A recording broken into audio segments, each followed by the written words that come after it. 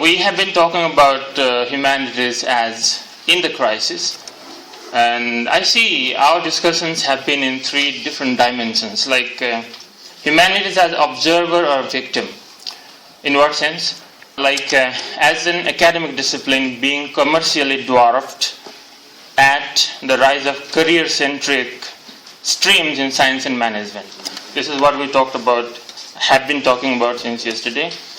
And the idea, how is it victimized by the official cut of resources or being deprioritized as a poorly earning, non-competing field? We have been discussing this. How is the field suffering the neglect of its own offspring? This is something that I would like to add in my presentation. Neglect of our own offspring, who have largely failed to build their own legacy. And the second dimension of the problem we have been talking about includes humanities as an actor, as an agent.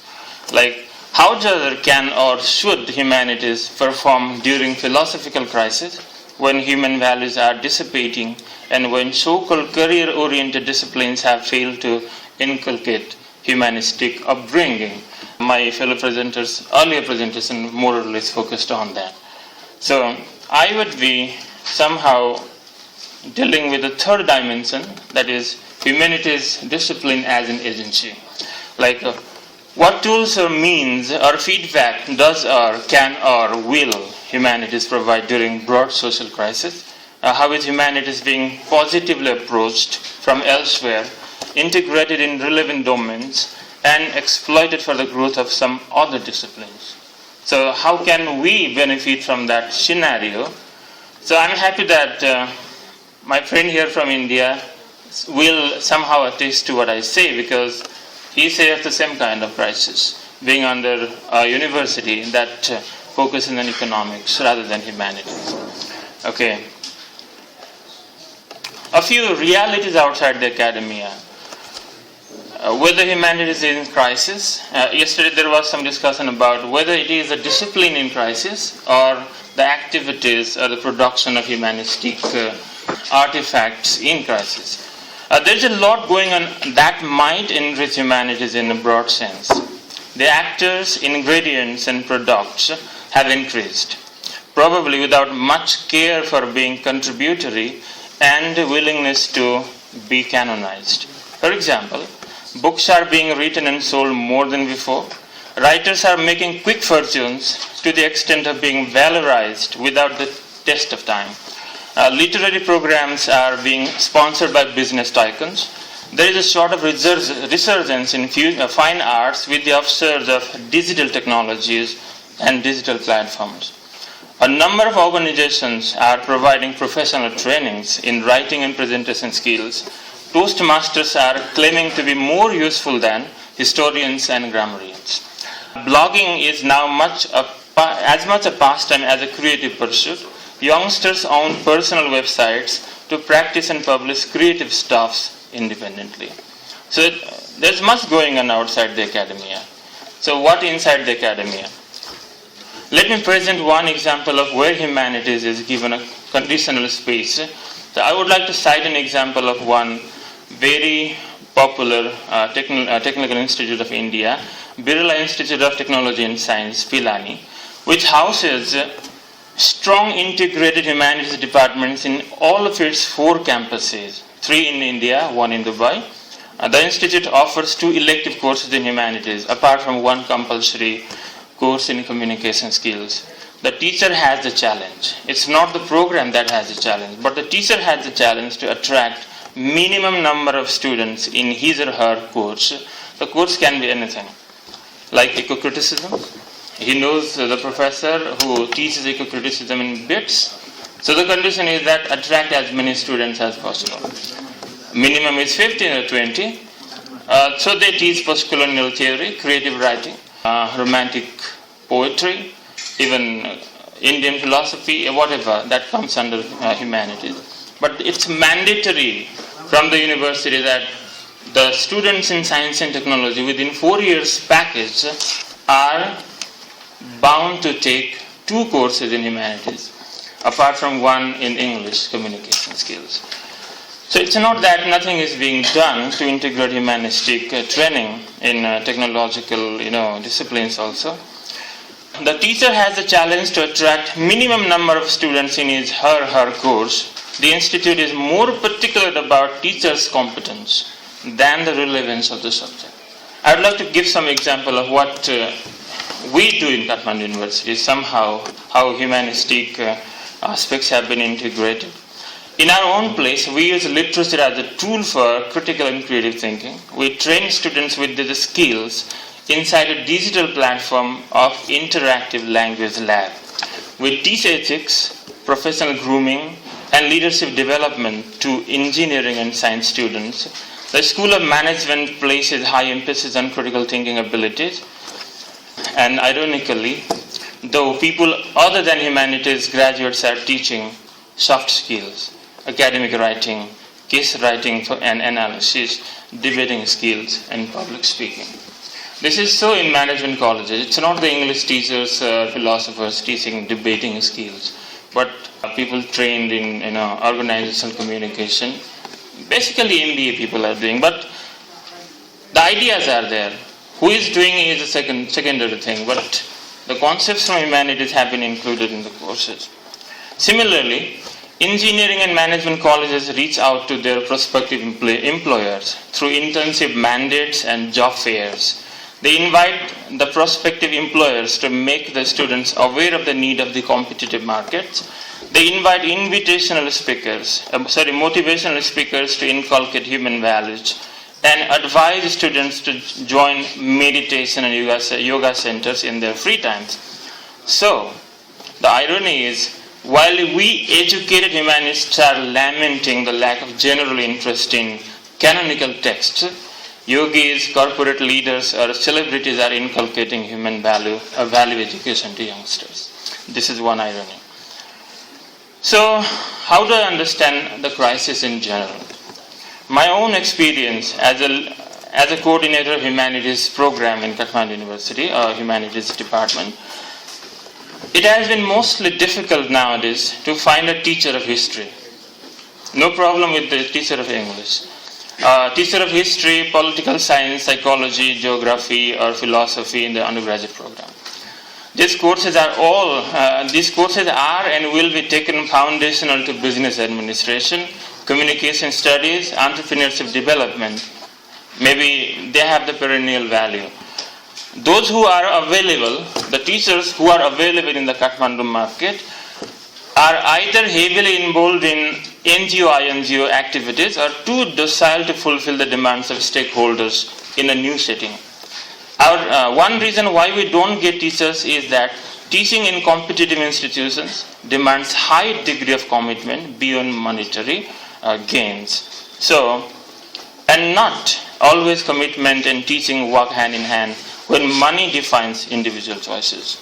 We complain we have never had good politicians, but I have a rather professional fear that we'll have very few or no political scientists or historians in a decade ahead. Who knows, scholars of English will have additional burden of teaching politics and history to compensate the loss. I see that possibility, maybe that need also. I have said this very often elsewhere and find it relevant to mention today as well. There is another side of the reality. Even most of the fundamental sciences suffer today. The downsizing of intake in physics, chemistry, biology, mathematics, and statistics, among others, is equally alarming. In some places, the founding fathers of the program's respective departments may be in a position to go jobless without tutelage either of the government or of the NGOs or political parties. So, in that sense, the crisis is outside the academy as well. When I say outside the academy, it is in our families, in our ambitions, in our neighborhood. Are we bringing up our kids with an awareness of and tolerance for diversity of knowledge and disciplines? The problem lies in what today's parents want from their kids. If you like to call this a problem, the problem lies in where we wish to send our children, what kind of life we want them to pursue. I'm talking about we humanists. and how we want them to treat us and how different we want them to be from us. Neither the formative education, let me repeat, neither the formative education nor our dinner time gossips about career planning include advocacy of humanistic training. I think this is the reality. And the change perhaps should begin from humanists first. Let me contextualize the idea this way. I may be wrong. This is purely my personal opinion. It is rather confessional also. Most of us present here are university teachers, secure and largely smug in our successes. It would not be irrelevant to ask where our kids are heading to or have already landed. I may not be wrong to say we have literally collaborated with the younger generation in the act of avoiding humanistic terrains. Our kids are doing engineering, management, or medicine. It's only the matter of survey. And here we are grumbling our discipline is dwindling because someone else's kids did not join our rusty, dusty classes. And those someone else's kids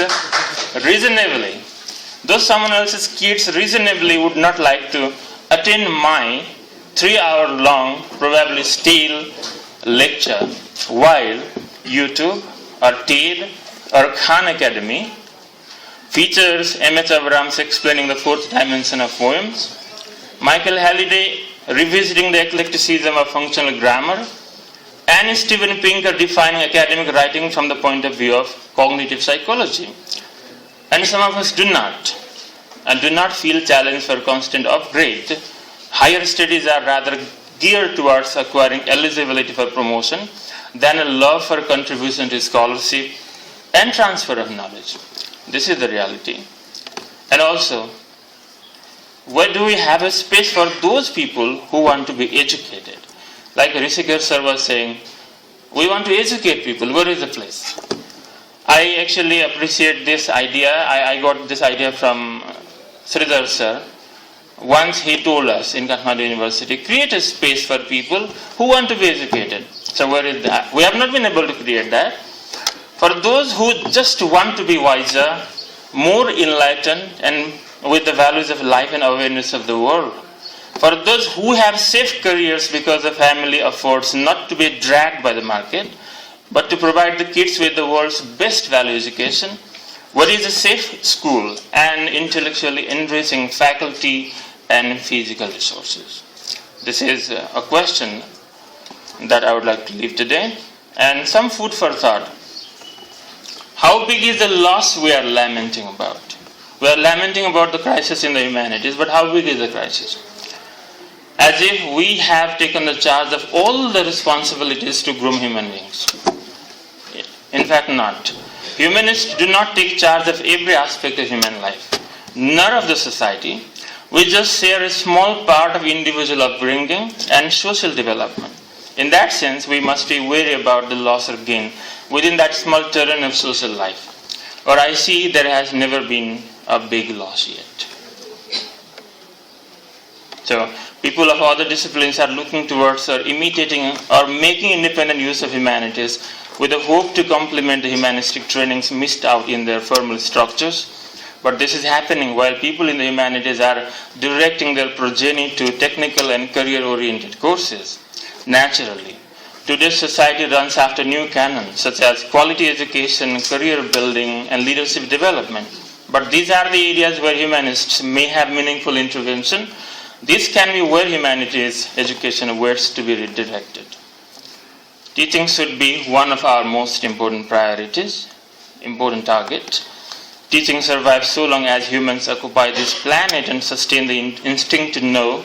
Let us teach and counsel because human beings constantly need guidance. Friendship, value education, and aspects that have lifelong significance to humans will be our and only our responsibility to preserve, cherish, and promote further. Let us continue to advocate their substantive inclusion in curricula across disciplines. Let us be inclusive ourselves more than we are today because, to borrow Mason and Washington's postulation, justification in terms of intrinsic value or social utility is not sufficient to secure the future of the study of the humanities. I subscribe to Jonathan Gottschalk's contention that it is high time humanists work to establish a new humanities on surer foundations. And that, by that he means the foundations would then take more conciliatory yet diverse and sophisticated methodological toolkit and the pursuit of disinterested inquiry with a move closer to the sciences in theory, method, and ethos. Finally, I would like to conclude with Mike Bell's idea about the need to unify through travel from our own cozy compartments to what people are doing elsewhere. The idea is that everybody is working seriously. The management people are working seriously. The science people are working seriously. Sociologists are working seriously. And we are working seriously. So where is the collaboration point? So if Europe can unify, so can the academy. And with much less difficulty and sacrifice and impoverishment. Gone, perhaps, are the days of waiting to pull the rest of the world into our cozy ivory towers. I think, therefore, that the hour may be to reach out to our own neighbors, our stakeholders, like people in other disciplines too. Thank you very much.